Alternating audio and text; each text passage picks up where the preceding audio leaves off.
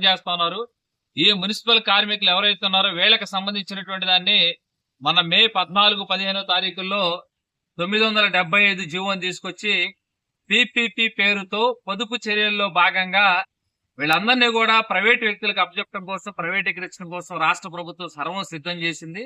దీన్ని AP municipal workers federation గా ఈ రేపల్లె ఈ ఇంజనీరింగ్ వర్కర్స్ యూనియన్ సమావేశం ఈ రోజు పెట్టి ఈ విధానాన్ని 975 జీవోని రద్దు చేయాలని చెప్పేసి ఈరోజు సమావేశం నిర్వహించడం జరుగుతూ ఉంది. ఈరోజు ఈ సమావేశంలో ప్రధానంగా రాష్ట్ర వ్యాప్తంగా 975 జీవో రద్దు కోసం, ప్రైవేటీకరణ ఏదైతుంది ప్రైవేటీకరణ రద్దు కోసం, కార్మికుల హక్కులు కాపాడాలనే దానికోసం రాష్ట్ర కమిటీ తీసుకున్న నిర్ణయాలు అమలు చేయడం కోసం కొన్ని కర్తవ్యాలు తీసుకోవడం జరిగింది. ఈరోజు ప్రధానంగా ఈ వర్క్ ప్రైవేటీకరణ చేస్తే లైటింగ్ విభాగం కావచ్చు, డ్రైనేజీలు కావచ్చు, లేదా పారిశుద్ధ్య విభాగం కావచ్చు, మంచినీళ్ళు కావచ్చు, ఈ సేవలు రాబోయే కాలంలో ప్రజల దగ్గర అదనంగా డబ్బులు వసూలు చేస్తారు. అట్లనే ఈ సేవల్లో భాగంగా ఇప్పటి వరకు పనిచేస్తున్నటువంటి కార్మికులు ఎవరైతే ఉన్నారో వీళ్ళ పొట్టగొట్టే ప్రమాదం ఉంటుంది. అందుకని దీన్ని వ్యతిరేకిస్తా ఉన్నాము.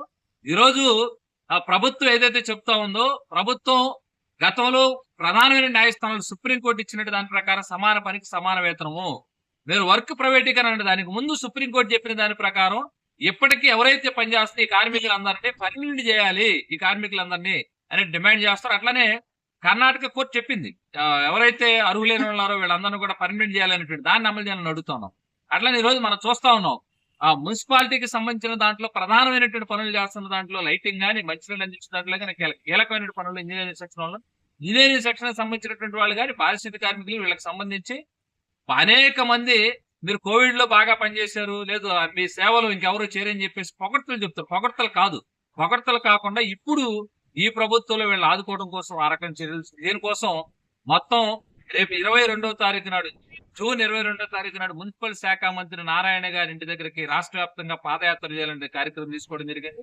ఆ కార్యక్రమానికి ముందు పట్టణంలో ఉన్నటువంటి ప్రజాప్రతినిధులు ఎవరైతే ఉన్నారో నియోజకవర్గానికి శాసనసభ్యులు, మంత్రులకు వినతి పత్రాలు ఇవ్వటము, అట్లానే ప్రజలు వీళ్ళందరికీ సంతకాలు సేకరించడం, ఈ సేవలు ప్రైవేటీకరణ అయితే ప్రమాదం అనే పద్ధతుల్లో చైతన్యవంతం చేయడం కోసం ప్రయత్నం చేయాలని దశల వారి మననే రాష్ట్ర కేంద్రం విజయవాడలో 4వ తారీఖు నాడు రాష్ట్రం మొత్తం మున్సిపల్ కార్మికులకు చోట చేరి ఈ విధానం వస్తే నష్టము, మా కడుపు కొట్టొద్దు, మమ్మల్ని పర్మనెంట్ చేయండి, మా కుటుంబాలను ఆదుకోండి అని చెప్పేసి పెద్ద ఎత్తున ఆందోళన నిర్వహించారు. ఈ రూపంలో భవిష్యత్తులో కూడా చేయడం కోసం సిద్ధమవుతాను. రేపల్లి మున్సిపాలిటీ పరిధిలో కూడా మున్సిపల్ ఇంజనీరింగ్ కార్మికులకు సంబంధించినటువంటి వాళ్ళు ఎవరైతే ఉన్నారో ఈ మిగిలినటువంటి కార్మిక వర్గాన్ని కలుపుకుని ఈ పోరాటాన్ని 975 జీవోకి వ్యతిరేకంగా, పీపీపీకి వ్యతిరేకంగా, మున్సిపాలిటీలు వర్క్ ప్రైవేటీకరణకు వ్యతిరేకంగా దశల వారి పోరాటానికి రాష్ట్ర వ్యాప్తంగా జరిగే పోరాటంలో ఇక్కడ కూడా భాగస్వామి అవుతామని చెప్పేసి తెలియజేస్తాం.